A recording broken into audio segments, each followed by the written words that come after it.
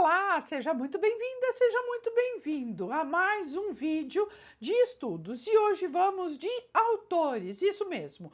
Hoje a gente vai tratar de Philippe Renaud e o texto dele, né, o livro Ciclos de Aprendizagem, né? Os ciclos de aprendizagem, eles são plurianuais, né? Ciclos de aprendizagem, sendo que eles estão na discussão de inúmeros sistemas educacionais no mundo e aqui no Brasil não é diferente, já há algum tempo está sendo discutido essa questão dos ciclos. A ideia do Perrenot é basicamente a seguinte: é substituir essas etapas anuais de progressão escolar, né, por etapas de pelo menos 2 anos. E então propor objetivos de aprendizagem para cada ciclo.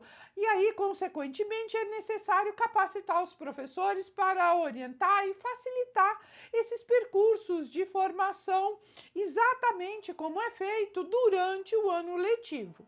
Bom, é aí que o Perrenot explica e explicita os fundamentos pedagógicos dos ciclos de aprendizagem e os passos necessários, né, para pôr tudo isso em prática. E esse é o livro, tá? Os ciclos de aprendizagem. Bora lá estudar e ver como é que ele propõe todas essas coisas? Você sabia que o Perrenot é um sociólogo suíço? É, isso mesmo. Ele não é pedagogo, não. Ele é um sociólogo suíço. Mas ele é também professor lá na Universidade de Genebra e autor de vários livros, muitos, a grande maioria deles, relativo à área da educação, especialmente na formação de professores, porque como sociólogo ele foi estudar a profissão docente. E aí ele vai abordar as desigualdades na escola, ele vai falar de fracasso escolar, e nesse livro especificamente ele fala sobre um modelo que ele chama, e é até o nome do livro, né? Ele chama de ciclos, ó, ciclos de aprendizagem. Aprendizagem. Isso aqui é um modelo, né? É um jeito de trabalhar. E aí ele vai apontar várias medidas que são necessárias para melhorar o ensino. Por exemplo, ele fala, né, que o ensino tradicional, aliás, ele é um crítico, né, do ensino tradicional. Ele fala que o ensino tradicional é, um ensino que dá uma abertura para várias turmas, né, ao longo aí dos anos de escolaridade. Dentro de um ano, né, escolar, várias turmas. Agora, se você vai trabalhar com ciclos, você tem uma outra possibilidade. Você tem possibilidade, diferentemente do ensino tradicional, você tem possibilidade de fazer diferentes reagrupamentos. E aí já é o primeiro ponto positivo, né, em relação aos agrupamentos por ciclo que ele propõe. Porque aí, nesses reagrupamentos, os estudantes são atendidos por diversos professores. Bom, em relação a esse conceito definido, né, ele esclarece que tem muitos entendimentos, né? Muitas pessoas entendem esse reagrupamento e esses ciclos de aprendizagem de várias maneiras. Mas uma coisa importante que ele ressalta é que as pessoas ligam muito o ciclo, né, com o fim da reprovação. E não é isso que na verdade representa o ciclo. Tá? Então ele fala que erroneamente as pessoas acabam associando os ciclos de aprendizagem com com o fim da reprovação.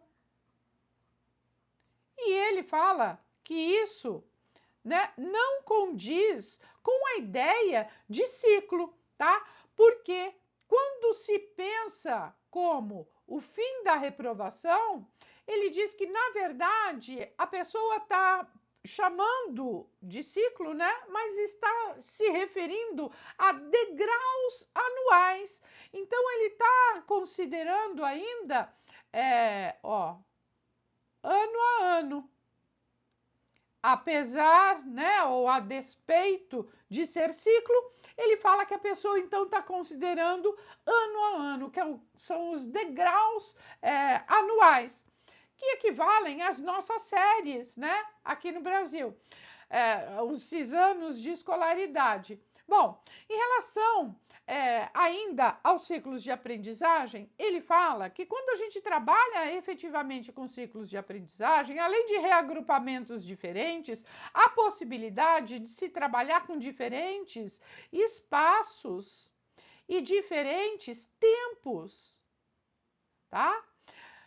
E espaços e tempos de formação, de educação, e ele vai dizer que tem um jeito melhor de ensinar, que não é ficar preso em espaços e tempos. E também ele fala dos objetivos, que quando se pensa nos objetivos do ciclo, tem que se pensar no objetivo para se atingir ao final do ciclo e não ano a ano, né? Como é a escolarização seriada. Bem, ele fala também que os dispositivos aí da pedagogia, né, que ele chama de pedagogia diferenciada, então quando se vai trabalhar com ciclos, ele está considerando a ideia de se trabalhar uma pedagogia diferenciada, ele fala que um dos dispositivos seria padronizar a duração e a permanência nos ciclos, tá? Que poderia também se repensar a partir desse entendimento, né? Inclusive os métodos de aprendizagem, dando mais autonomia aos professores, que os sistemas de ensino poderiam apoiar esses docentes, né, para confiar mais no ciclo de aprendizagem. Então, a equipe pedagógica estaria aí envolvida nessa educação, dessa pedagogia diferenciada. E, consequentemente, os sistemas de ensino iriam atuar também na formação e no apoio aos docentes, né? Inovando, considerando aí o objetivo ao final do ciclo e colocando aí a aprendizagem num patamar com 3 grandes condicionantes. Então, ele ressalta essa questão dos condicionantes, bem explicitamente. E ele fala que tem 3 grandes condicionantes para que a aprendizagem aconteça, tá? Quais são essas condições para que a aprendizagem aconteça? Primeira coisa, não pode haver ameaça, tá? Então, olha, é sem ameaça. Que é isso, né? Que é uma aprendizagem na base da ameaça? É aquela que a gente escuta por aí, né? Bem longe da gente, nunca está próximo da gente, mas quando o professor fala assim, se você não estudar, pode ser que você não tenha um bom rendimento na prova, pode ser que você fique retido, sabe? Estudar na ameaça, né? Então, situações de ameaça faz parte, né, de um condicionante para não desempenho adequado da aprendizagem. Um outro condicionante, né, são as situações mobilizadoras, tá? Então, outro condicionante é a mobilização.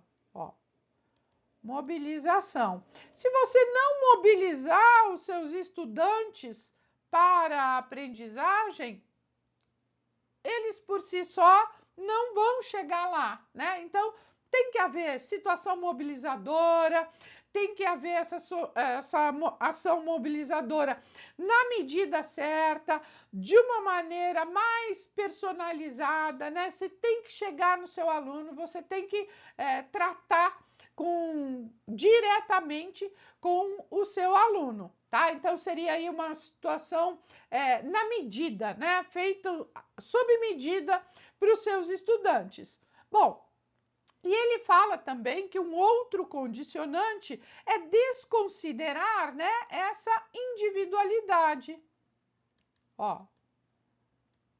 individualidade.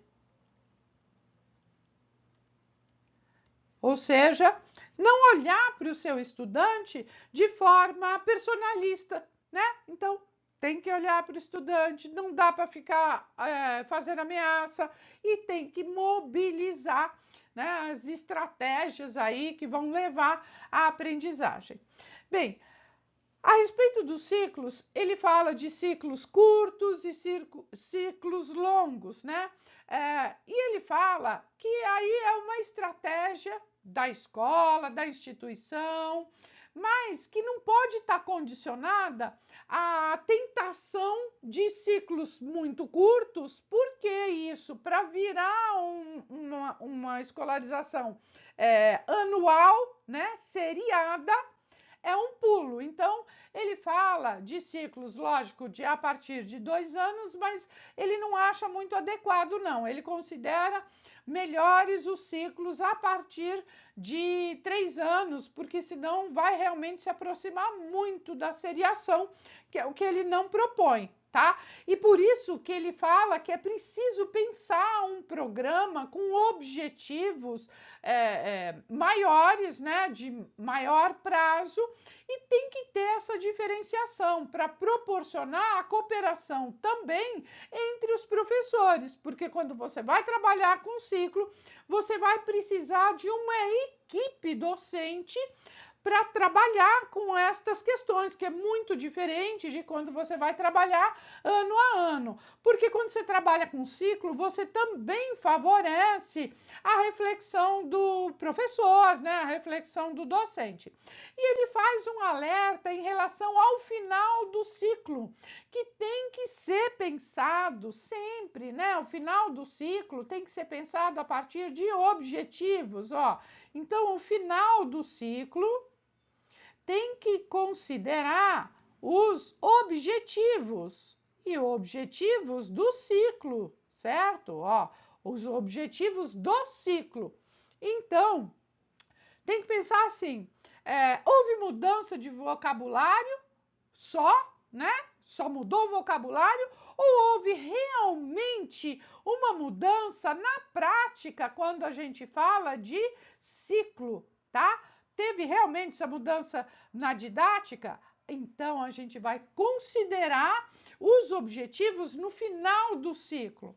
Outra questão que ele coloca, né, que ele joga aí é assim: quais foram esses objetivos propostos? Tá? Então, quais são esses objetivos? Tá? Eles realmente são relativos a um período de espaço e de tempo maiores, tá?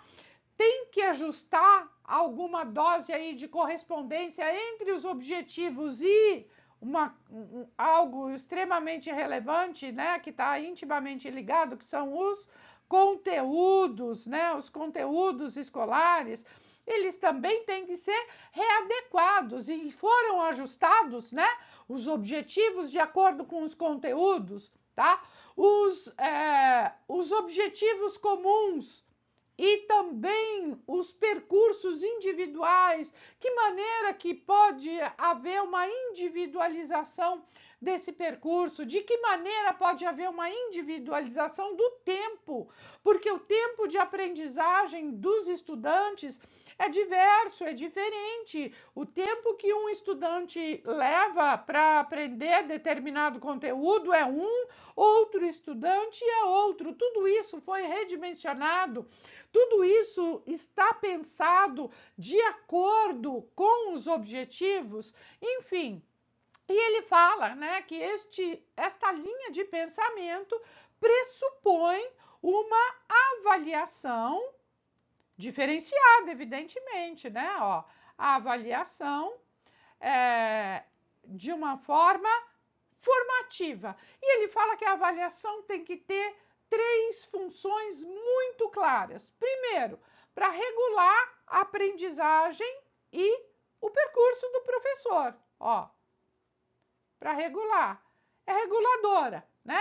Porque ela vai corrigir o rumo do estudante, mas ela vai corrigir também, é uma ferramenta, né, para correção de rumo do estudante, mas ela é também uma ferramenta para correção do rumo do estudante, do processo de ensino. Bom, a avaliação, ela também serve para certificar, ó, para certificar, ou seja, para você conceder ali um certificado ao final da etapa, ao final do estágio de escolaridade, né?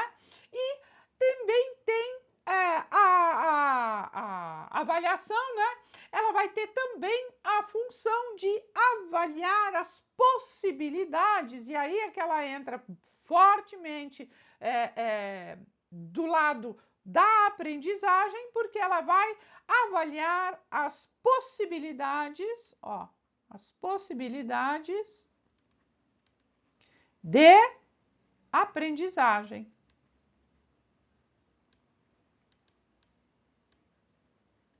Tá?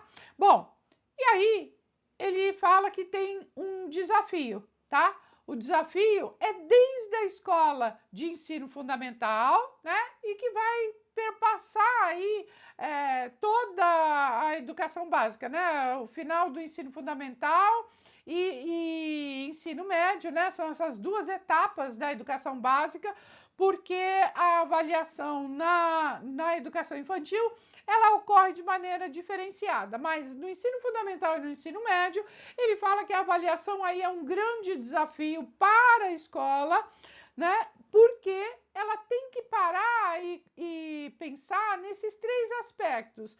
No aspecto que ela está ali para regular ensino e aprendizagem, que ela também tem que cumprir essa função de certificação e que ela tem que dar conta, né, de considerar essas possibilidades de aprendizagem.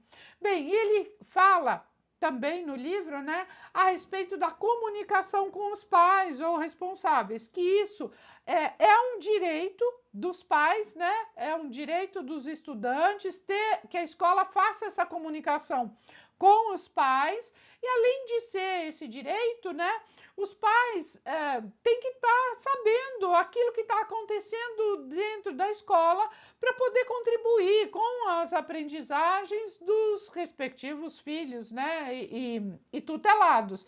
Enfim, a escolarização por ciclo de aprendizagem, ele entende, né, que reflete uma ação e um fazer docente sempre de maneira, olha, de maneira coletiva, ó. É no coletivo que essas coisas vão se dar de uma melhor maneira, né? Que o ciclo vai transcorrendo, vai refletir numa aprendizagem de melhor qualidade, na medida em que houver aí uma atuação mais coletiva por parte não só dos professores, mas ele coloca também a equipe gestora, né? Coordenação, direção, enfim.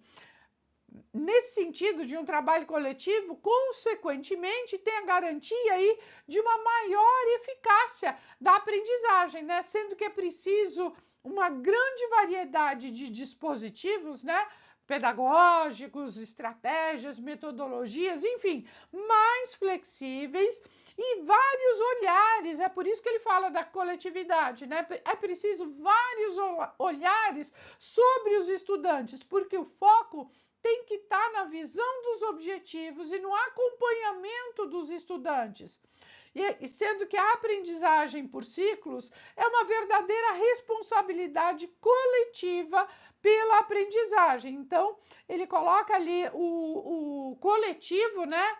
Especialmente dos docentes, mas não só, em função ali da aprendizagem. Então, é preciso estar bem atento, já que existe aí uma forte tendência para a gente individualizar o ensino e, evidentemente, individualizar a aprendizagem a partir daquele modelo tradicional, né? Enfim, os ciclos, eles permitem uma variada e melhor distribuição dos estudantes, porque esses estudantes estarão distribuídos aí ao longo dos ciclos, tá?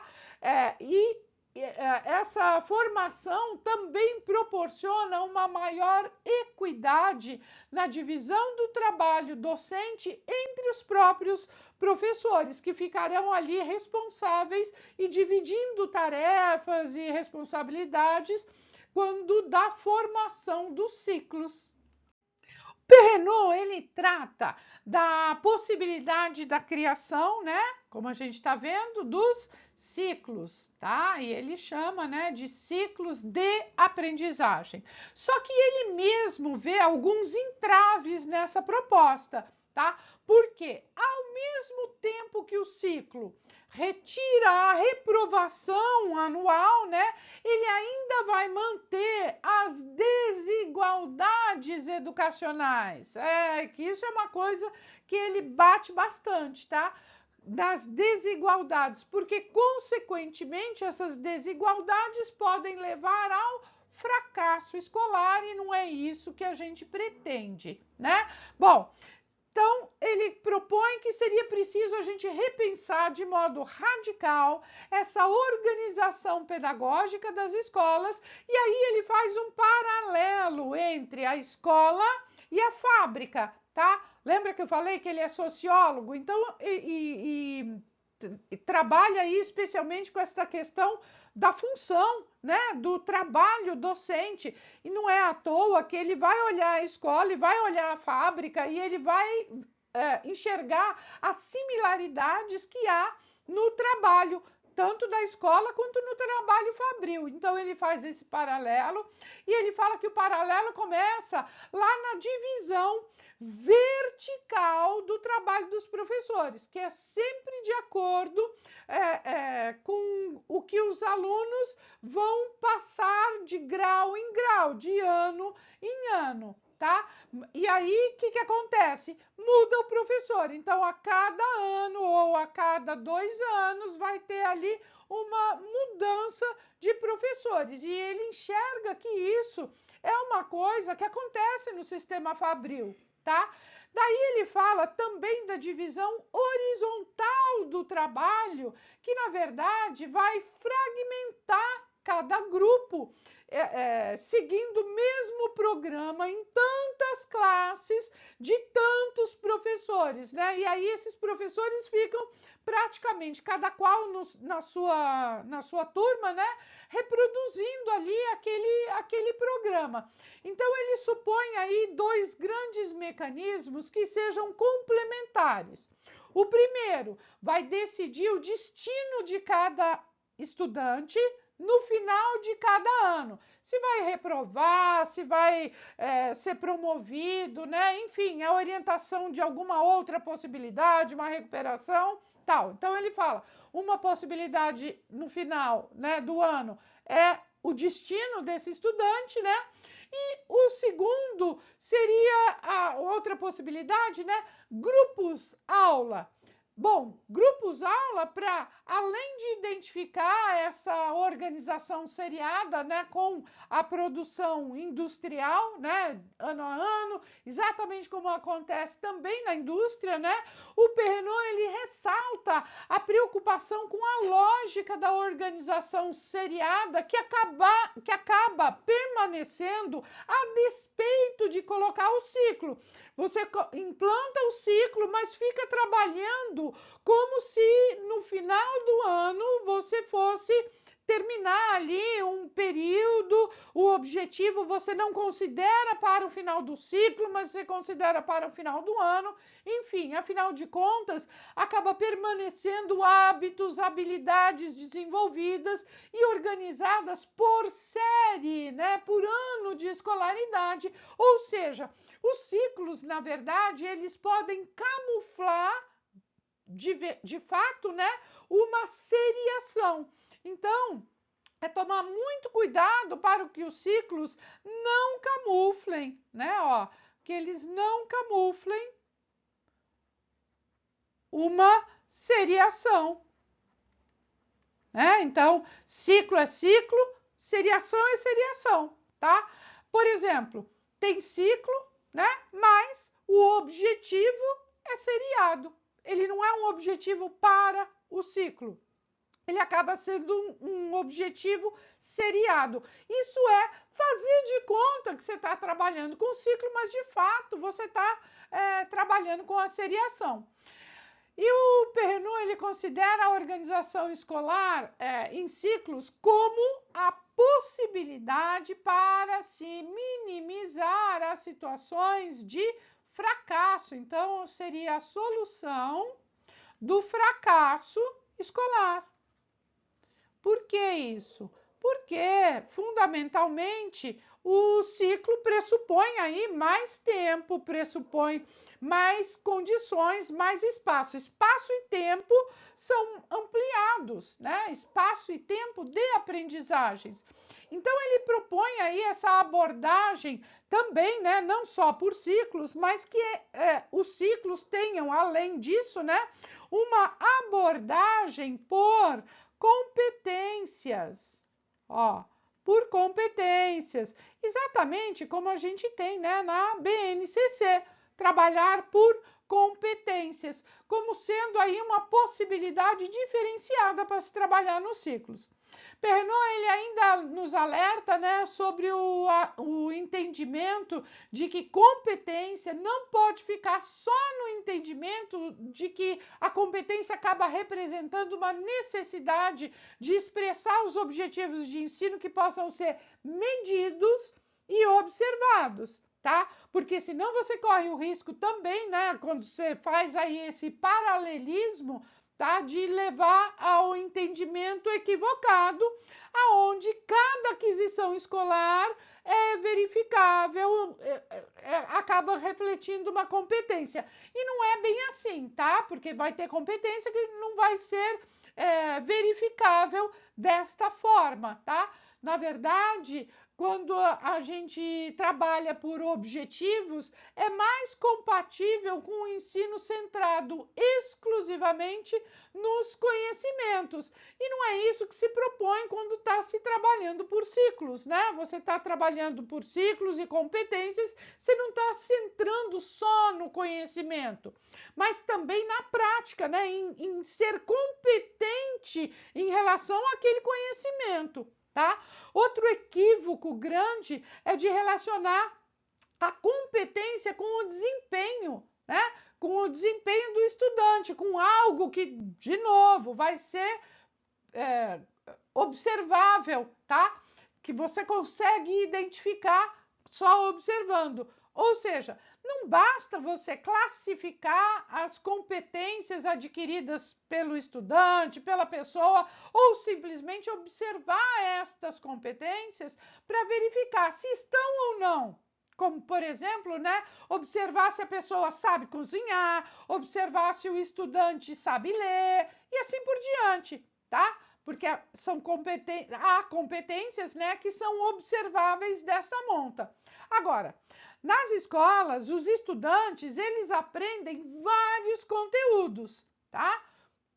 Conteúdos esses podem ser, sei lá, fato histórico, geográfico, eles aprendem gramática, matemática, enfim.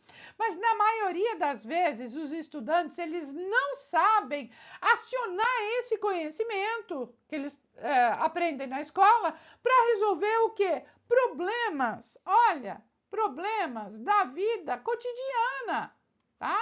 Ó, da vida real, ó, da vida real, da vida cotidiana. Por quê, né? Isso, quando acontece, né, e isso é muito frequente de acontecer, o estudante tem o conhecimento, ele aprendeu o conhecimento, mas ele não consegue transportar para a vida real, é aí que surge a necessidade de um ensino que ajude os estudantes a fazer essa ligação entre os que já sabem, o que eles já sabem anteriormente, né? A partir aí também de avaliação diagnóstica, daquilo que eles aprenderam, dos seus repertórios e as soluções dos problemas do cotidiano. Enfim, a escola precisa ajudar o estudante a fazer toda essa ligação. E é aí que ele entra em defesa do ensino por competências, tá? Mas isso vai exigir grandes transformações nos programas, nas didáticas, vai exigir transformação na avaliação, no funcionamento das classes e das escolas, tá? Do trabalho dos professores e até mesmo da postura dos estudantes. Os estudantes têm que ser muito mais protagonistas, tá? E é assim que a pedagogia por competências, proposta aí pelo Perrenu, né, pressupõe o quê? Mudanças, ó, mudanças nas práticas escolares, de um modo geral, tá? Tanto mudança das práticas dos professores, tá? Ó, mudança das práticas dos professores, mas também mudança na prática dos estudantes, né? Todo mundo precisa olhar de novo para suas práticas, repensá-las a partir desse entendimento de ciclos de aprendizagem, a partir do ensino por competências e mudar sua postura, mudar sua atuação, né? Quer seja no papel docente, quer seja no papel de estudante. Por quê? Toda competência desenvolvida por qualquer pessoa, tá? Vai estar sempre ligada diretamente a uma prática social, tá? Ó, a uma prática social. Então, toda essa mudança vai levar a uma outra visão, a uma outra prática social e você começa a olhar as questões do dia a dia de modo a relacionar com aqueles conteúdos, com aqueles conhecimentos que você tem na escola. Evidentemente, por um lado, tem os que acreditam que a escola deve ser conteudista, tem que se limitar a transmitir conhecimento, desenvolver aí capacidades cognitivas gerais, né? Sabe? Saber analisar, argumentar, enfim, de uma maneira isolada e sem relação nenhuma com as situações e práticas sociais. Mas, por outro lado, tem também quem defenda aí a construção de competências de alto nível, tanto em cada uma das disciplinas que tem na escola, né, quanto na possibilidade de atuação dessas disciplinas, ou seja, trabalhando aí a transferência e a mobilização dos conhecimentos em situações de maior complexidade, né, para além daqueles exercícios chatos e tradicionais de fixação, que fica fazendo, de memorização, que depois só tem uma aplicação, né? Faz, memoriza e aplica. Bom, Perrenu, ele explica que isso tudo acontece porque, historicamente, a escola está aí no mundo para quê? Para preparar os estudantes não para a vida, tá? Ó, não é para a vida que a escola está preparando os estudantes, por incrível que pareça, tá? Não é para a vida em sociedade, não é para atuar na sociedade, mas na verdade a escola está preparando os estudantes para a vida universitária, né? Para a continuidade dos estudos. E é aí que Perrenu se preocupa com os estudos para a vida. E estudos para a vida, tanto profissional, ó, tanto profissional quanto para a vida não profissional, ou seja, do estudante, né? Ó, não profissional. Porque vai haver estudantes que vão ficar muito bem felizes e contentes com um curso técnico sem precisar ir para o curso superior. E vai ter gente muito bem, obrigado, seguindo a vida acadêmica, né? Fazendo uma faculdade, se dedicando aí aos estudos, a um outro aperfeiçoamento, tá? Evidentemente, ele trata da escola que está aí a serviço do mercado de trabalho, tá? Aliás, escola e economia andam sempre juntas, você sabe disso, né? E aí ele cita, inclusive, os liceus, né, como possibilidade de uma escolarização mais profissionalizante, tá? Mas ele cita também o ensino fundamental e médio, né, que a gente precisa repensar essas finalidades, que a gente precisa repensar os objetivos e viabilizar os ciclos. E ele segue defendendo a ideia de que os conhecimentos eles têm que ser organizados em torno de competências que terminem por mobilizar outros tantos conhecimentos. Aí toda competência seria resultado do quê? Dessa associação dessa mesma competência com outras competências, com outros saberes que estão ali relacionados. E para trabalhar com ciclos de aprendizagem, com competências, etc., etc., Perrenot fala que os professores precisam. Eles precisam de quê? Que será que eles precisam? Precisam. O quê que os professores precisam? Primeiro, considerar os conhecimentos. Por quê? Os conhecimentos, olha eu escrevendo errado de novo. Vai escrever rápido demais, come sílaba, né? Conhecimentos. Pronto, não faltou nada. Ficou a letra feia, mas não faltou nada. Eles precisam mobilizar conhecimentos, considerar conhecimentos como mobilizadores, né? Os conhecimentos vão mobilizar os estudantes. Ele precisa também, o que o professor precisa? Trabalhar com, lembra que ele falou, que falei agora há pouco, né? De vida prática. Eles têm que trabalhar com resolução de bingo, isso aí, de problemas. Porque isso está diretamente ligado, né, à vida prática. E mais, né, então tem que trabalhar aí essa questão dos conhecimentos, tem que trabalhar mobilizadores, né, tem que trabalhar com a resolução de problemas e eles têm que criar também outros meios de ensino, eles têm que ser criativos, criativos no ensino, tá? É olhar para aquele objetivo, olhar para aquele conhecimento e tentar fazer diferente, fazer de forma diferente, criar outros meios de ensino. Professor também precisa, olha, uma coisa muito importante é negociar. Eles vão negociar, eles vão levar os estudantes a conduzirem projetos. Então, se ele vai negociar, isso aqui está intimamente ligado com um plano, um planejamento que é flexível, tá? Flexível. Ele tem que saber também a hora de improvisar, de implementar algo novo, de criar, de testar. Então, explicar um outro conteúdo, trabalhar de uma forma diferente, estabelecer um contrato pedagógico, um contrato didático com o estudante, né?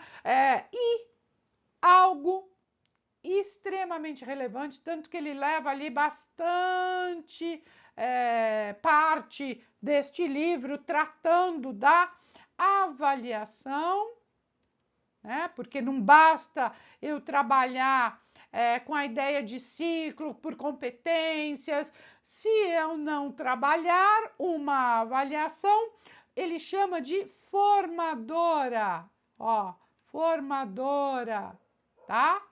Uma avaliação formadora. É uma avaliação olhando para o estudante, né?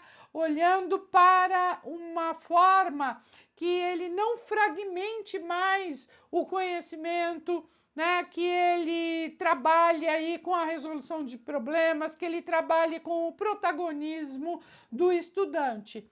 E ele vai, de novo, né? Criticar aquela tendência pedagógica tradicional, que é conteudista, e ele entende a educação por competências, colocando sempre o conhecimento, o conhecimento está diretamente em ação, tá? Então, está em ação o quê? O conhecimento. Afinal de contas, os conhecimentos eles estão aí no mundo, tá? tem como recursos, tem estratégias, enfim. Esses conhecimentos eles têm que estar em ação para quê, gente?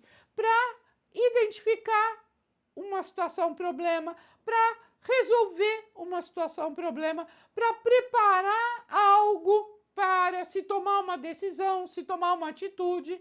Enfim, só serve quando eles estiverem, né, esse conhecimento, ele só serve quando ele estiver disponível para a pessoa, na hora certa, quando eles conseguem entrar em sintonia com uma outra situação. Ou seja, o ensino por competências, ele pressupõe passar de uma lógica de um ensino para uma outra lógica, para a lógica da aplicação daquele conhecimento, para a aplicação prática, né, na vida real. Então, esse conhecimento ele tem que estar a serviço da vida, né, da vida real, tá? É por isso que ele fala tanto, né, em estudos por competência, mas também na resolução de problemas, né? Na verdade, a gente poderia traduzir tudo isso como aprender, ó, aprender fazendo, né? Ó, fazendo, ou seja, já pondo em prática. E na pedagogia tradicional não é assim que acontece, porque ela está centrada nos conhecimentos. E aí o papel do aluno no tradicional é o quê? É só escutar. Então, escutar, tentar entender, fazer os exercícios, reproduzir aquilo que o professor pede no dia da avaliação e devolver aquele conhecimento no dia da prova. Acabou. Isso é o que a pedagogia tradicional propõe. Agora, uma pedagogia pautada em situações problemas, o papel do aluno implica em participação. Tá? Ele vai ter aí um esforço coletivo, porque ele não está sozinho, tá? E um esforço coletivo para tentar pensar em um projeto, para construir competências a partir daquele conhecimento, mas construir outras competências também. Fazer ligação com os problemas, né? Então, trabalhar num projeto, aonde ele vai errar, mas ele também vai acertar, aonde ele vai esclarecer suas dúvidas, vai colocar ali o seu raciocínio de uma forma prática, né? Vai tomar consciência da forma como ele aprende, como ele memoriza, como ele pode se comunicar com as outras pessoas. E nessa linha aí de complexidade pedagógica, né, o Perrenot propõe a avaliação formadora, que a gente chama de avaliação formativa, tá?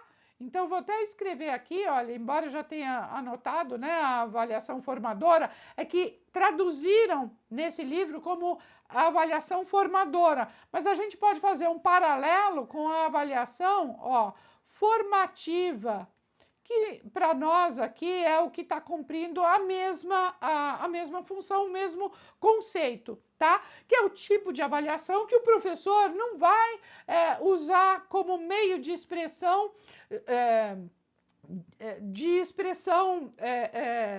censuradora, né, em relação ao aluno, ou seja, ele não vai fazer pressão. Ah, se você não estudar, você vai ser avaliado com maior rigor, né? Essa avaliação formativa, ela não é usada como barganha, como troca, né? Então, olha, você tiver uma boa nota nessa avaliação, nessa ferramenta avaliativa, você vai ser promovido para o ano seguinte, como se dependesse daquela nota, uma barganha, né? Justo pelo contrário, quando a avaliação ela é formativa, ela dá uma oportunidade para o professor de exercer de fato uma observação, ó, observação formativa, tá? Observação formativa. E o que é isso, né? É olhar para o estudante com outros olhos, é olhar para o estudante e fazer aí uma conexão com ele, dar feedback, né? No mesmo tempo que pode ser utilizada essa avaliação como ferramenta também de aprendizagem e, enfim, considerar também a avaliação coletiva e não só a avaliação individual. uma avaliação sem ser padronizada, sabe aquela avaliação que já vem pronta de anos e anos e está ali formatada com respostas previsíveis, né? Mas pensar em uma avaliação apoiada na competência e não no estudante devolver o conteúdo, mas na competência que for trabalhada. Enfim, saber e querer envolver os estudantes na avaliação, mas também nas competências, explicitando, debatendo ali os objetivos, os critérios, enfim, fornecendo uma avaliação de uma dupla mão, tá?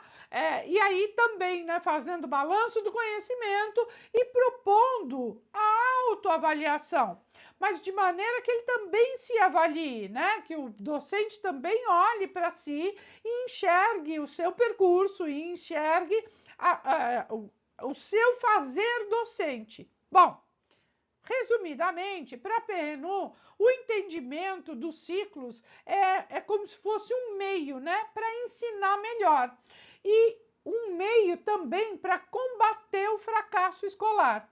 E ele vai falar a todo momento, né, da importância dos ciclos de aprendizagem nas escolas, que vão exigir aí uma maior criatividade, tanto do aspecto pedagógico, quanto do aspecto organizacional, ou seja, da gestão mesmo, em relação ao que se exige, né, dos programas curriculares, né, anuais, porque esta proposta que ele chama de nova, né, é diferente, mas também pelo trabalho de orientação de diferentes avanços na aprendizagem. E isso vai exigir do quê? Do docente muita competência também, né? Ele não vai ser só a competência do estudante, do docente também, principalmente num trabalho em equipe. Olha, um trabalho em equipe por parte dos professores, por parte dos docentes, tá? Por quê? Eles vão ter que desenvolver ali um planejamento, um funcionamento, um agrupamento, né, de estudantes, que vai exigir uma maior flexibilidade didática, uma maior flexibilidade pedagógica. Bom, e ele fala também da definição dos objetivos que tem que ser alcançados no final do ciclo, que tem que ser trabalhado num programa que foi planejado, principalmente, olha, em espiral, tá? Um plano, ó, algo que foi planejado, né? Em espiral, tá? Em espiral, por quê? Pressupõe esse tipo de movimento, né? Que ele vai alargando e crescendo, né? Então, ele vai alargando, ele vai crescendo, ou seja, é um objetivo que é trabalhado durante todo o ciclo, né? Não é só prevendo, lá no final, não. É todo o ciclo em diferentes níveis de complexidade. Por exemplo, saber resolver problema de matemática, saber se comunicar. Isso são questões, competências, né, que você vai trabalhando nesse formato, em espiral, ao longo dos ciclos e assim sucessivamente, né? Então, a pessoa sabe se comunicar e aí, novamente, mas de uma maneira mais complexa, enfim. Outra coisa, ele fala de utilizar os dispositivos de diferenciação pedagógica e situações mobilizadoras, conforme a teoria de Vygotsky. Então, ele propõe também e principalmente trabalhar com a ZDP, a Zona de Desenvolvimento Proximal, tá? Que você está trabalhando com o ciclo, você está entendendo aí, né, esse plano escolar que você vai trabalhar com essa ideia de desenvolvimento em espiral, mas também a partir da zona de desenvolvimento proximal dos estudantes, né? Para quê? Para garantir que cada estudante possa elaborar o seu próprio percurso de formação. E aí, tirar o máximo, né, desse processo de ensino e aprendizagem, comparando principalmente, né, o desenvolvimento do estudante com o dele mesmo, né, com um tempinho anterior. Por consequência, as desigualdades, elas começam a minimizar. Então, é neste entendimento, né, que essas desigualdades durante esse processo de ensino começam a enfraquecer. Isso vai exigir do professor uma observação mais atenta. Isto vai exigir do professor uma avaliação formativa, tá? Por quê? Os ciclos exigem isso pela própria dinâmica deles, né? Porque tem métodos de aprendizagem que são pensados aí num espaço e tempo de formação com duração de vários anos, e isso leva como possibilidade o trabalho pedagógico por meio de situações, problemas, por meio de projetos, de trabalhos cooperativos, de agrupamentos de estudantes de diversas formas, ou seja, estratégias que estão fundamentadas também, gente, no que? Nas metodologias, metodologias ativas, né? Nas metodologias ativas, aquelas metodologias nas quais a autonomia do estudante vai estar ali sendo requisitada a todo momento, né? E isso também vai refletir esse trabalho coletivo que é feito com os professores, de acordo aí com as especificidades locais, de acordo com o currículo de cada escola, enfim, né, que você conte ali com uma mesma equipe pedagógica por um período maior, por um período mais confortável, né, durante o ciclo, para que não haja aí troca de pessoal. Enfim, aquela equipe tem que ser responsável por todo aquele ciclo, né, por todo aquele percurso, desde acabar com o individualismo do próprio docente, tá? E reverberando isso em qualidade de ensino, né? De maneira que seja coerente durante todo o ciclo, né? Então, aquele professor vai acompanhar os estudantes durante todo aquele período. Então, os professores, eles têm que ter também apoio da escola, nesse sentido, né?